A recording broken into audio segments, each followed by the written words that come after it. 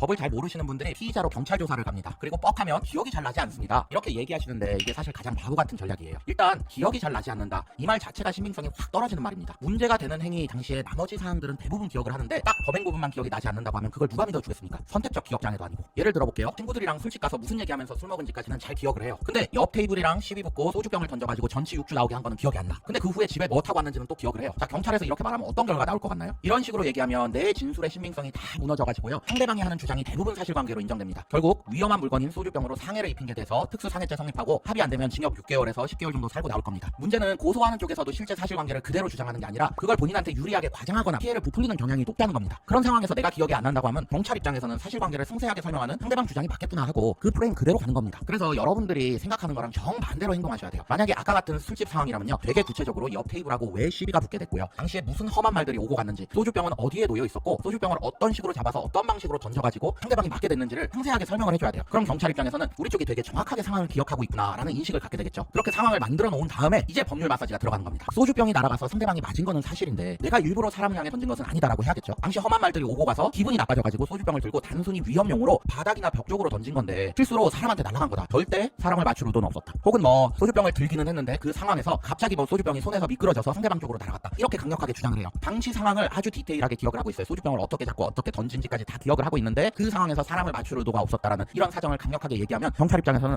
이 사람이 정말 사람을 맞추려는 고의는 없었구나라는 게 설득이 될 수가 있어요. 그러면 고의범인 특수상해죄가 아니라 과실범인 폭행치상죄로 평가될 여지가 상당하고 집행유예도 받을 수 있어요. 그리고 당시에 옆 테이블과 했던 험한 말들을 아주 상세하게 얘기를 해주잖아요. 그러면 경찰, 검찰, 법원에서 정상 참작이 들어갑니다. A가 B를 때렸어요. 근데 B가 싸움의 원인을 제공하거나 맞을 짓을 했다 그러면 상당 부분 정상 참작에 들어가서 성향이 확 깎일 수가 있어요. 성범죄 이런 것도 똑같습니다. 남자가 클럽에서 여자 만난 거 기억해요. 2차로 술집 가서 논 것까지 되게 잘 기억해요. 근데 모텔방에 들어간 때로부터는요, 취해서 잘 기억이 나지 않는데 여자의 동의가 있었기 때문에 성관계가 이루어진 것 같다. 이런 모호하게 애둘러서 얘기를 해요. 그 이유는 뭘까요? 아마도 분명한 동의 없이 성관계 했기 때문이겠죠. 반면에 여자 쪽에서는 모텔에 들어간 거, 그리고 모텔 방 안에서의 상황, 내가 동의를 하지 않았는데 남자가 억지로 성관계 시도했다는 사실을 디테일하게 얘기를 해요. 자, 그럼 경찰은 누구 말을 믿어줄까요? 그 전까지의 기억은 있는데 모텔방 들어가서부터는 명확하게 기억이 나지 않는다는 남자 말 믿어줄까요? 당연히 디테일하게 사실관계 얘기하는 여자 말을 믿어주겠죠. 근데 이런 상황에서 남자가 모텔에 어떻게 들어가게 됐는지, 모텔 방 안에서는 무슨 일들이 있었고, 성관계 당시에는 어떤 말들을 나눴고, 뭐 어떤 자세로 했는지, 이런 부분들을 디테일하게 설명한다고 해요. 물론 남자 입장에서는 자기를 보호하기 위해서 어느 정도 사실관계의 허구성을 담의하긴 할 겁니다. 그 말이 진실인지 아닌지 그건 별개 문제입니다. 결국 모텔 방 안에 CCTV가 없잖아요. 근데 둘이 같이 나이트에서 놀고 2차 술집도 가고 그 후에 같이 모텔 방으로 들어가는 게 확인되는 상황에서 남자가 되게 디테일하게 모텔 방 안에서의 상황을 얘기하면서 동의하에 성관계했다고 강력하게 주장을 해요. 경찰이 누구 말을 믿어줄까요? 여성의 말에도 불구하고 강제로 성관계 가졌다는 명확한 증거가 없다고 봐서 혐의 없음으로 중견하거나 법원 가도 무죄 판결 나올 가능성이 확 높아질 겁니다. 자, 이렇게 경찰 조사에서 선택적 기억 장애는 오히려 최악으로 가는 시나리오가 될 확률이 높으니까 주의하셔야 됩니다. 금일 영상 도움되셨다 그러면 구독 한 번씩 부탁드릴게요.